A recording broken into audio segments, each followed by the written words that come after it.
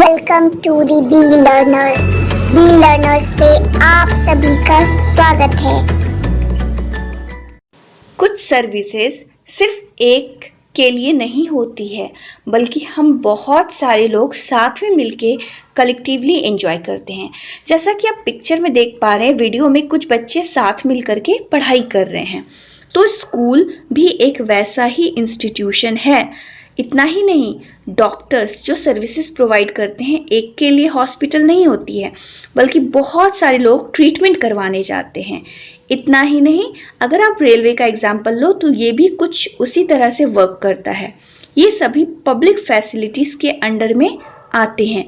Let's see more. Everyone, welcome to my channel Be Learner. Today we are here to discuss about the public facilities. So इस topic को start करने से पहले आपने अगर पिछली क्लास की वीडियो को नहीं देखा है तो ऊपर आई बटन पे मैंने लिंक दे रखा है। So first go and see that video and then come here again, क्योंकि वो वीडियो देखने के बाद ये टॉपिक आपका ज़्यादा क्लियर हो जाएगा।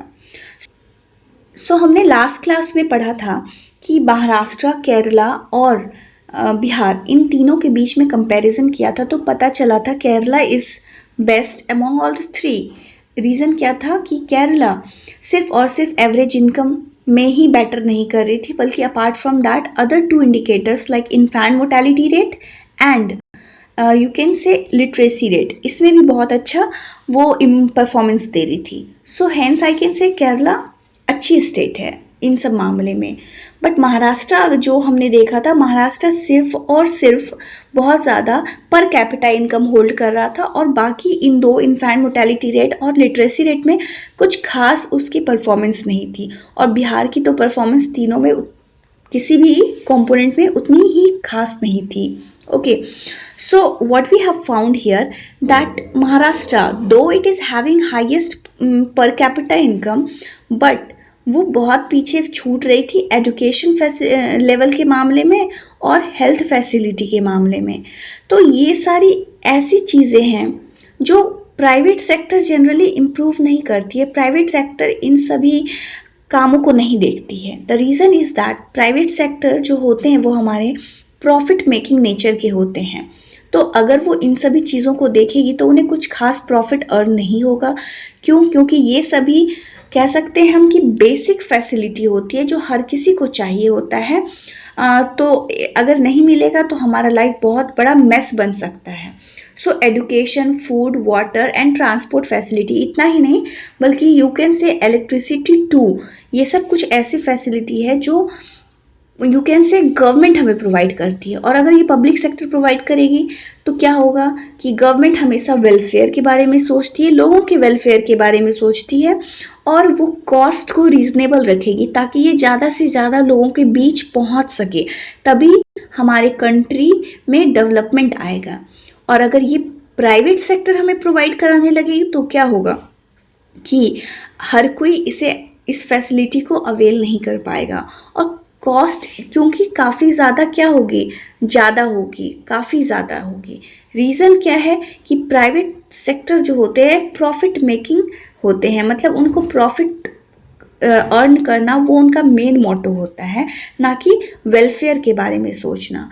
सो hence we can say that public sector जो होते हैं वो जनरली फोकस करते हैं क्या, तो एजुकेशन प्रोवाइड करना, फूड प्रोवाइड करना, वाटर, ट्रांसपोर्ट फैसिलिटी, मतलब वैसी सारी फैसिलिटी जो मतलब कॉमन नीड्स होती है, हर बंदे की ज़रूरत होती है। और अगर हम ना दें तो क्या हो सकता है, मतलब वो उनकी लाइफ की स्टैंडर्ड ऑफ लिविंग जो होती है वो बहुत डिटेरिएट कर सकती है। So hence we can say public facilities are those facility which are provided by the government, provided by the government to whom, government provide कर रही है तो किसको कर रही है, पब्लिक को कर रही है, पब्लिक को कर रही है। क्यों कर रही है?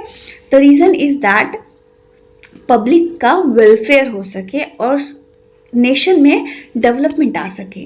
अंडरस्टूड? तो ऐसी फैसिलिटी हमारी लाइफ को और अच्छा बना देती है, कंफर्टेबल बना देती है। इतना ही नहीं, केरला में अगर लो इन्फेंट मोर्टेलिटी रेट है तो इसका मतलब क्या है कि वहाँ पे जितने भी राशन शॉप्स हैं, पीडीएस राशन शॉप्स, वो काफ़ी अच्छा वर्क कर रही है, एफिशिएंटली वर्क कर रही है।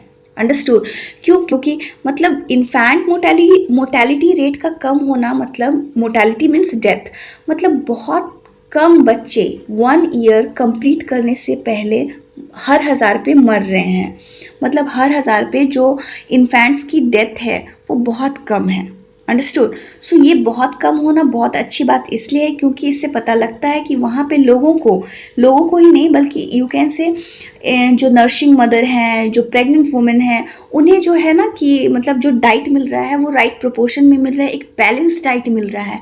वहाँ पे कोई भी कुपोषित नहीं है। ऐसा नहीं कि वहाँ पे यू कैन से फूड इनसिक्योरिटी है। ओके, वहाँ हर को खाना मिल रहा है, एफोर्डेबल प्राइस में मिल रहा है, हर जगह एसेसिबल है। Okay, so all these things makes Kerala a better state, having a better health facility, or you can say it has also having a highest literacy rate. Okay, अब literacy rate अगर अच्छा है तो मतलब लोग ज़्यादा पढ़े लिखे हैं। अब ज़्यादा पढ़े लिखे हैं तो वो ज़्यादा वेल अवेयर भी होते हैं किस चीज़ को लेके, अपने डाइट्स को लेकर के, क्या सही है क्या गलत है, कैसे खाना चाहिए, एवरीथिंग उन्हें अच्छे से पता होता है और बेहतरीन तरीके में पता होता है उन्हें।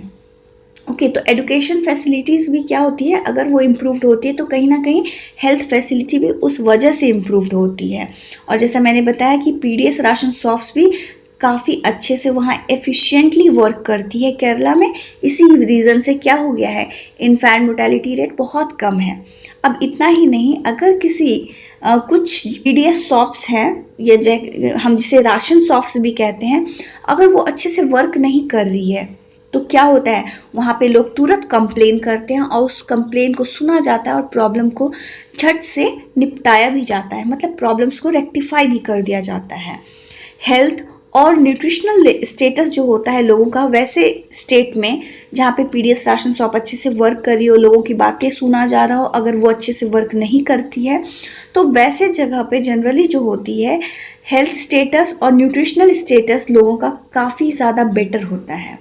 बेटर होगा भी क्योंकि वहाँ पे तो सभी लोगों को क्या हो रहा है, प्रॉपर डाइट मिल रहा है, कोई भी कुपोषित नहीं रहेगा तो डेफिनेटली। और वहाँ पे एक तरह से हम कह सकते हैं इकोनॉमिकली भी जो लोगों की स्टैंडर्ड ऑफ लिविंग होगी वो काफ़ी इम्प्रूव्ड होगी, क्योंकि उन्हें फालतू का ज़्यादा से ज़्यादा पैसा उन्हें खर्च नहीं करना पड़ेगा। जो एक्सपेंसिव मेडिकल ट्रीटमेंट होते हैं वहाँ उनका पैसा भी वेस्ट नहीं होगा और वो काफ़ी हेल्दी भी रहेंगे और उनका काफ़ी कॉस्ट जो होता है यू कैन से उनका काफ़ी फालतू वाला जो पैसा होता है वो बच जाएगा। अरे घंटी बज गई, मिलते हैं अगली कक्षा में। आप भी जाते जाते लाइक शेयर सब्सक्राइब करके घंटी बजा दो।